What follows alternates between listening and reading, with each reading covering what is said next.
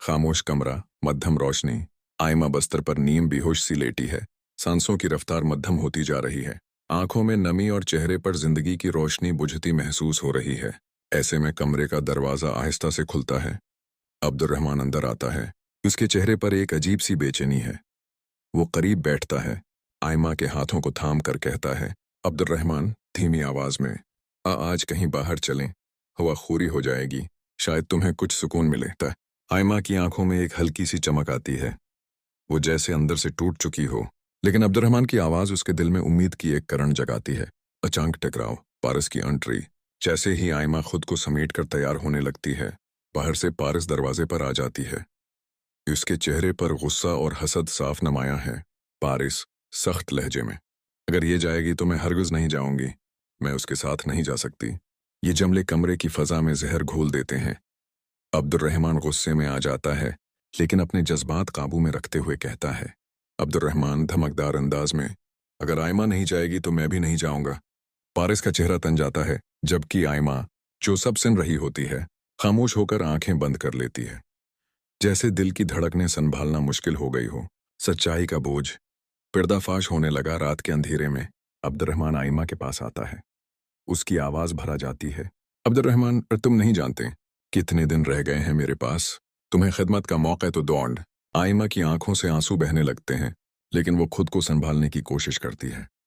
उसी वक्त पारिस का दिल अंदर ही अंदर करने लगता है। वो अकेली बैठी मुसलसल अब्दुर्रहमान की बदली हुई तौजा को महसूस कर रही है। पारिस खुद कलामी, क्या मेरे शौहर के दिल में कोई और है? क्या वो मुझसे सच छिपा रहा है? वो सीधा अब्दुर्रहमान के सामने खड़ी हो जाती है। पारिस, अब्दुर्रहमान, अगर तुम्हारे दिल में कुछ है तो आज सब कुछ बता दो।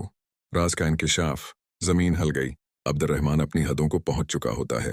वो मजीद झूठ नहीं बोल सकता। वो नजरें झुकाते हुए सच बता देता है।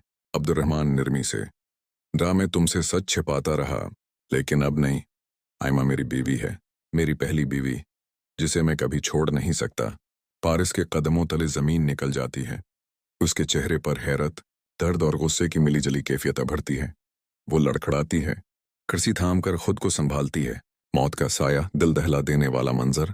इसी लम्हे आयमा की हालत बिगड़ जाती है। उसे फौरन अस्पताल ले जाया जाता है। डॉक्टरों की दौड़, शोर और सन्नाटा। सर्जरी चल रही है। अब्दुर्रहमान दरवाजे के बाहर गुमसुम बैठा है। पारस बेचैन, पारस नम आंखों से, अगर मुझे पहले सब कुछ पता होता, शायद आयमा को यह सब सहना न पड़ता। सर्जरी के कमरे से एक डॉक्टर बाहर आता है। इसके चेहरे पर अफसोस का साया है। खामोशी छा जाती है। डॉक्टर नरमी से, हम माजरत ख्वाह हैं, आयमा अब नहीं रही। ये सुनकर अब्दुर्रहमान की आंखों में आंसू बहने लगते हैं और पारिस का दिल दहल जाता है। एक जिंदगी, एक मोहब्बत, एक राज, सब कुछ खत्म हो गया। आखिरी सीन, फैसले की घड़ी। पारिस अब कमरे में तन्हा बैठी, आंखों से बहते आंसू, हाथों में बेटी की तस्वीर थामे कहती है, पारिस, इतना बड़ा धोखा। अगर उसे किसी और के साथ जिंदगी गुजारनी थी तो मुझे क्यों जिंदगी में लाया? वो फैसला कर लेती है। वो अब्दुर्रहमान से तलाक लेगी। एक नया मोड़ आने वाला है। क्या पारस का फैसला दुरुस्त है? क्या अब्दुर्रहमान का सच बोलना बहुत देर से हुआ? क्या वाकई मोहब्बत के नाम पर सिर्फ धोखा रह गया है? कमेंट में अपनी राय जरूर दें।